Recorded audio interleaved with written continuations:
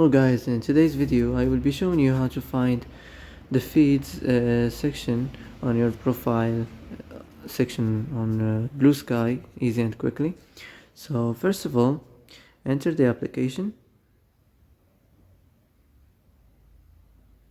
and now you will find it here in the bottom your profile. So as you see here, you find the posts, the replies, the media, the videos and the likes, and here you will find the feeds.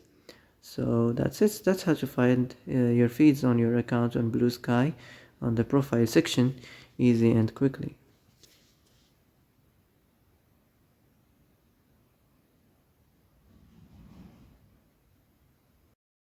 Oh, that's it for today's video. I hope this is the answer you've been looking for.